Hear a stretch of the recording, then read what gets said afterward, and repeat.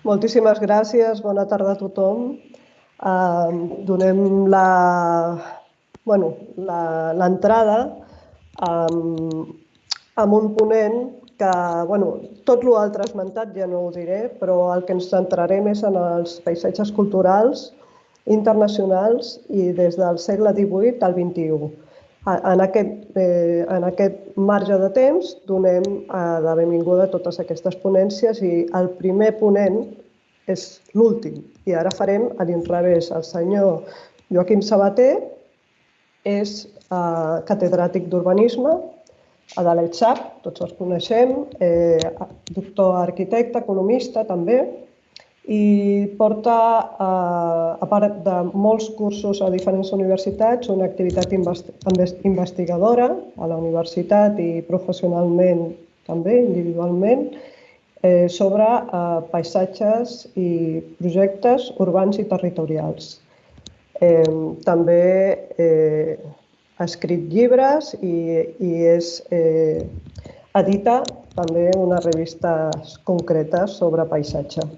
Endavant. Moltes gràcies, Olga. Molt bona tarda a tothom, senyora Degana, amigues i amics.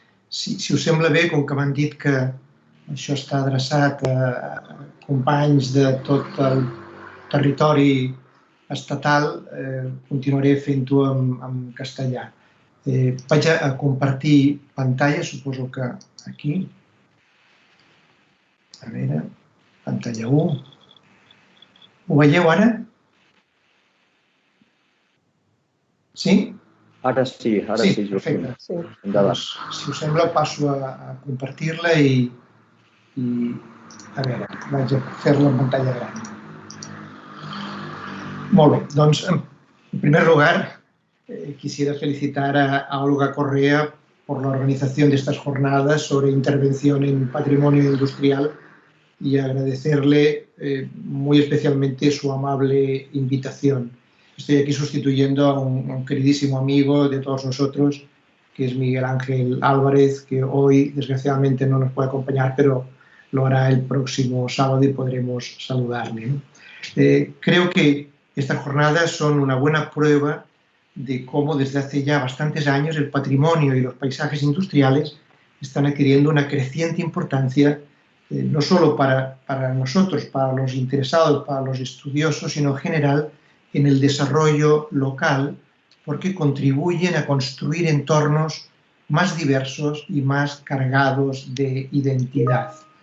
Hace ya unos años venimos reivindicando, particularmente aquí en Cataluña, entre otras medidas, la necesidad de un libro blanco para impulsar estos paisajes culturales, para analizar los principales paisajes industriales, cuán representativos son, su estado de conservación, las amenazas y las alternativas de tratamiento, en definitiva, para disponer de una herramienta similar a los planes de espacios de interés natural, los PEIN, que tanto también conocemos y que han servido para la puesta en valor de una rica biodiversidad. Nosotros querríamos extenderlos a esa biodiversidad industrial, patrimonial, en sentido más extenso, que ha informado la evolución de este país. Recientemente, un grupo de profesoras y de profesores universitarios, de estudiosos del patrimonio, de amigas y amigos, constituimos un grupo interdisciplinar del patrimonio y el paisaje industrial en Cataluña, precisamente para reflexionar sobre cuál es su estado actual y su futuro. Como siempre, estas iniciativas arrancan con mucha ilusión y con objetivos a veces bien ambiciosos. Y uno de estos objetivos era precisamente impulsar este libro blanco. De hecho, ya hemos elaborado varios borradores, como este que ustedes ven aquí en su índice, y mi intención en esta charla y en el libro blanco sería precisamente profundizar en este aspecto, en este capítulo 9, de las estrategias de tratamiento del patrimonio industrial. Y para ello empezaré defendiendo la necesidad de combinar leyes y planes patrimoniales con los urbanísticos y de diseñar nuevos modelos e instrumentos de intervención a partir del análisis de lo que se ha venido haciendo aquí, pero también de algunas experiencias internacionales, como veremos al final. Para ajustarme al tiempo de la presentación, voy a empezar precisamente por las conclusiones, o por algunas conclusiones. La primera de ellas sería: creo que debemos reivindicar y dar continuidad a los esfuerzos pioneros que se han venido haciendo desde ámbitos académicos, pero también que han madurado con la labor de instituciones tan importantes como INCUNA, o el Instituto de Patrimonio Histórico, o el Instituto Andaluz del Patrimonio Histórico, o el Sistema del Museo de la Ciencia y de la Técnica de Cataluña, o tantos otros. Si nos fijamos en el punto de vista legal, en la dimensión legal, diríamos que la consideración del patrimonio y del paisaje industrial es todavía un fenómeno reciente y quizá absolutamente insuficiente. La Ley del Patrimonio Histórico Español ni siquiera lo reconoce. Tan solo en algunas normas autonómicas empezamos a encontrar algo de tratamiento específico. Alguna considera este patrimonio industrial dentro del arqueológico, otras dentro del etnográfico, y solo alguna hace referencia a los espacios mineros e industriales de manera específica, o llega a reconocer precisamente esa particularidad del patrimonio industrial. Creo que también deberíamos rescatar ese esfuerzo considerable en la confección de inventarios y de catálogos con tantos méritos como limitaciones, porque no siempre tienen un respaldo legal, porque generalmente están orientados a la más estricta preservación, sin alentar la necesaria reutilización y quizá necesidad de transformación, y quizá porque es difícil afrontar esa dificultad de compensar el sobrecosto que supone la conservación de unos recursos generalmente de notable envergadura. Creo que es igualmente remarcable el esfuerzo enorme que han hecho tantos y tantas profesionales y administraciones en recuperar viejas fábricas, en hacerlo como bibliotecas, museos o centros de arte, aun a pesar de las limitaciones económicas de la administración, no solo para hacer, sino para mantener, o incluso porque llega un momento en que ya no se precisan más bibliotecas, más museos o más salas multiusos. Yo creo que con escasas y meritorias excepciones se trata, sin embargo, de un tipo de intervenciones centradas en un objeto, en la recuperación de un hermoso contenedor aislado, pero donde no siempre es fácil reivindicar las huellas de la historia y donde a veces desaparece la relación con un entorno. Insisto, hay meritorias excepciones y aquí estamos viendo algunas de ellas. Y creo que en este seminario la valiosa aportación de Ferran Pont y de Teresa Jordés nos permitirán apreciar una vez más la relevancia de este tipo de proyectos. Quizá por eso los programas del Instituto del Patrimonio Histórico Español o lo que se ha hecho en Andalucía con el soporte del Instituto Andaluz del Patrimonio Histórico, o en Asturias gracias a la INCUNA, o en Cataluña a través del sistema de museos de la ciencia y la técnica que ha montado e impulsado Eusebi Casanellas, constituye un avance muy notable. Pero voy a lo que me parece el reto fundamental, que desde mi punto de vista sigue siendo cómo integrar el patrimonio y el paisaje industrial en los planes urbanos y territoriales, no en los planes específicos de centros históricos o de piezas específicas de patrimonio. Y cómo hacerlo no solo para preservar alguna de esas piezas, sino para ponerlo en valor en su conjunto. En este caso, como ven, la Mella de Merola, para activar dicho patrimonio al servicio del conocimiento, de los intereses culturales, de la generación de empleo y de impulso al desarrollo económico. Creo que se podrían aprovechar mucho más los instrumentos urbanísticos de compensación, de incentivación, con normas precisas y con visión de conjunto. Creo que los planes urbanísticos que han sido capaces de integrar esta preocupación son seguramente el marco operativo más adecuado, incluso aunque a veces no puedan garantizar un resultado óptimo, ¿no? Y para verlo podemos contraponer dos casos, el de Tarrasa y el de Barcelona. En la capital existen numerosas instituciones, investigaciones y reivindicaciones a favor del patrimonio industrial.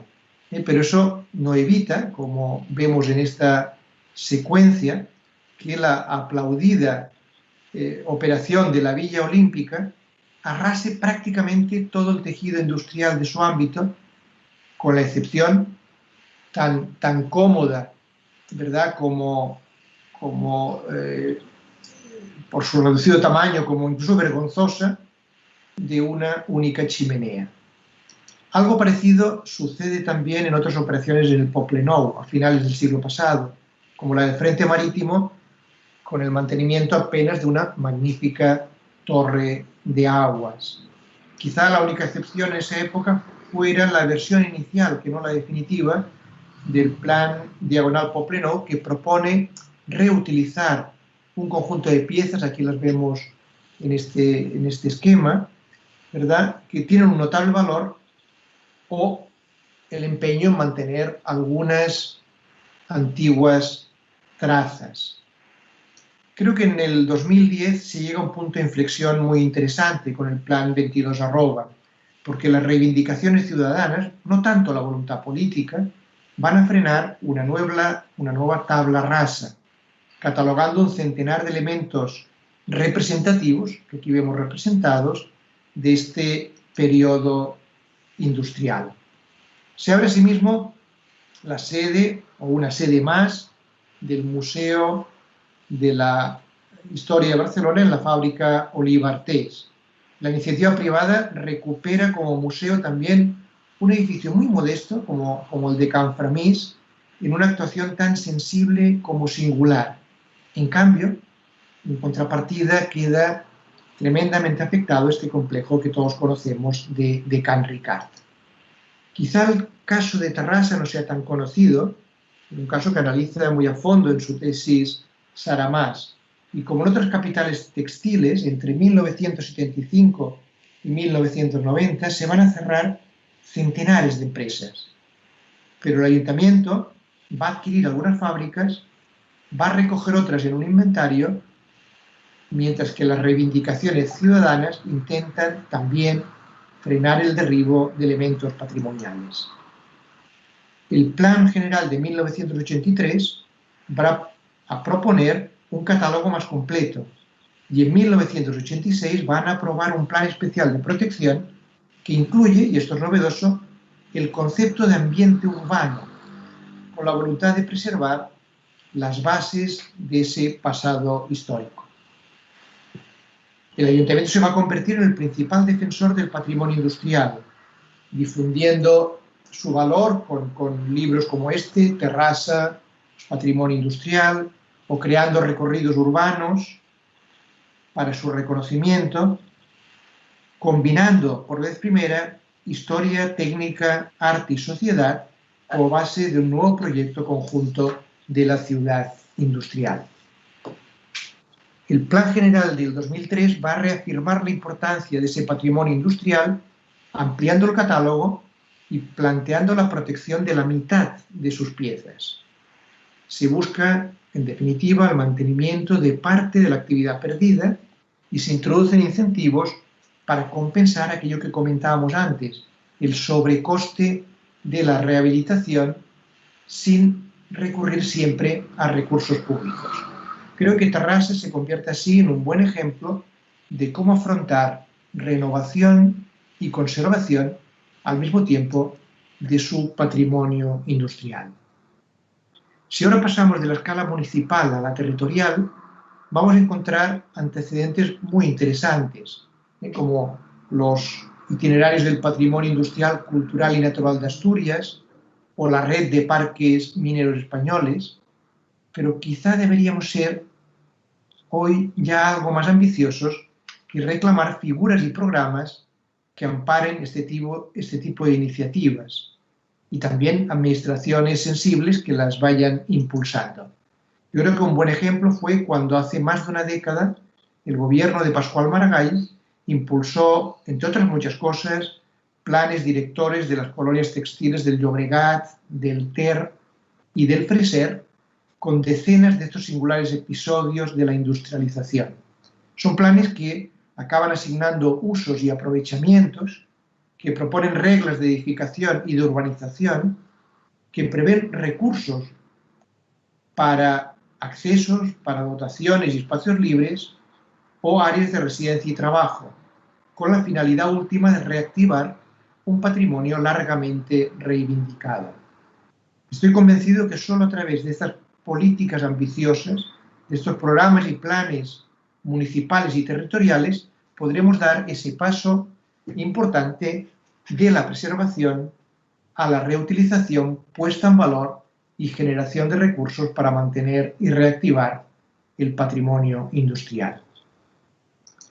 Voy a acabar con un apunte sobre algún referente internacional. Seguramente podemos aprender mucho, intentamos hacerlo, del Council of British Archaeology o del sano chauvinismo para recuperar episodios de la industrialización en la Borgoña francesa, o de la envidiable inversión de la operación Eva Hampshire Park, envidiable e inalcanzable, o del proyecto algo más modesto de parques culturales de Nueva York. Pero voy a fijar en un caso también mucho más limitado, el de la nota holandesa aprobado en 1999, que se denomina Belvedere Nota. De hecho, cosas curiosas, se elabora conjuntamente por 4 ministerios a la vez y defiende incorporar la identidad histórico-cultural en todo tipo de planes y utilizar los recursos culturales para mejorar la calidad de áreas urbanas y rurales. Me fijo también porque Holanda tiene una dimensión relativamente parecida a Cataluña, aunque con el doble de población. Y con este plan, Belvedere va a impulsar inventarios y catálogos en todo el país, estudios y planes, actuaciones en una docena de las denominadas áreas Belvedere, y va a trabajar siempre desde lo local, diseñando procesos de cooperación. Veamos un único ejemplo. Como todos saben, Holanda es famosa por su lucha secular contra el agua, para no ser inundada por ríos o para ganar terreno al mar. Pero en ocasiones utiliza el agua como aliada para ser o evitar ser invadida por los ejércitos enemigos, y para ello diseña en el siglo XVIII un arma secreta, un área inundable de 3 a 5 kilómetros de anchura que va a cruzar por aquí todo el país desde Ámsterdam hasta el sur.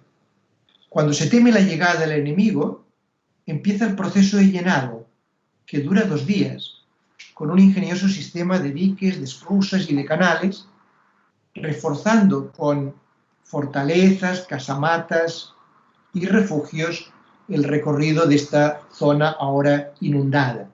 No tiene más que 80 centímetros de profundidad, excepto en algunos tramos, excepto en estos tramos que son suficientes para, o han sido, para parar un ejército. Hoy ya no, hoy desgraciadamente ya no puede cumplir su función originaria, pero además de una rica diversidad de infraestructuras, nos ha legado algo que vemos aquí: 5 hermosas, y 4 ciudades fortificadas y un valiosísimo paisaje de agua y de construcciones. ¿Qué han hecho los holandeses recientemente?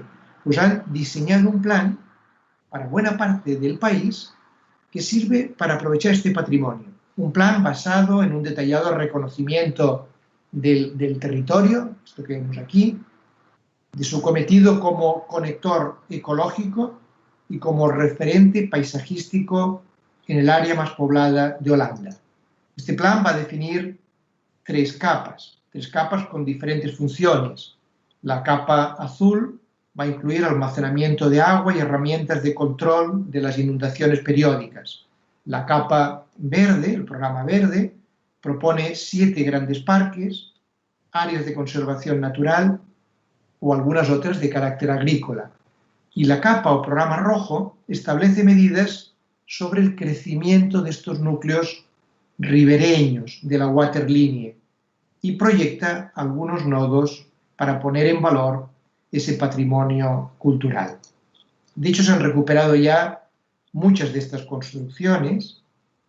En cada uno de los fuertes se ubican, digamos alguno, instalaciones recreativas, residenciales o museos. Incluso se vuelve a dejar pasar el agua de la waterlínea por encima de las grandes infraestructuras.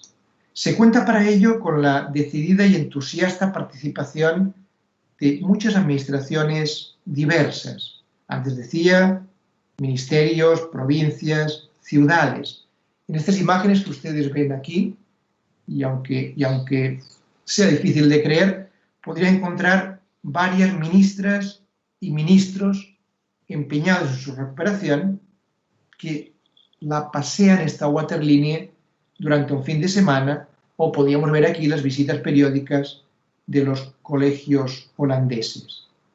Es un proyecto exitoso, con museos, centros de información, hoteles rurales, visitas guiadas, con festejos que atraen la atención de numerosos visitantes. Y forma parte de una red de senderos e incluso puede recorrerse con canoas. Pero creo que lo más importante es que recupera con orgullo el testimonio de la titánica lucha del pueblo holandés contra el agua, en este caso aprovechándola. Acabo con este ejemplo, ya que creo que constituye un estímulo para todos nosotros, una hermosa lección de cómo orientar nuestros esfuerzos para situar estos paisajes culturales, estos paisajes industriales, como eje central de cualesquiera planes de ordenación, apostando por la preservación a través de la transformación, por lo tanto, superando posiciones que sean meramente conservacionistas, intentando fundir la historia cultural que tiene su origen en el pasado con el planeamiento, que tiene esa voluntad de proyectar el futuro. Creo que estas jornadas van a poner claramente de manifiesto cuánto el patrimonio y los paisajes industriales deben y pueden jugar un papel relevante en el futuro, porque constituyen en esencia la expresión de la memoria, de la identidad de un territorio. No me queda más que agradecer una vez más a Olga Correa, organizadora, y a todos los que luchan día a día por salvaguardar este patrimonio. Muchísimas gracias.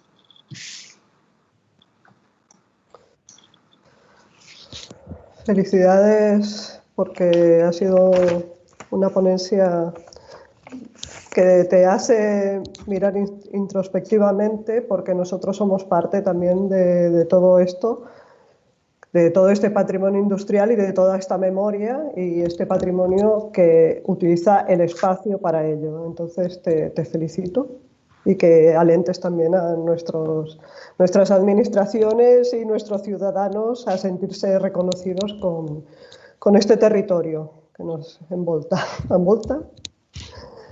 D'acord, moltes gràcies, Sabater.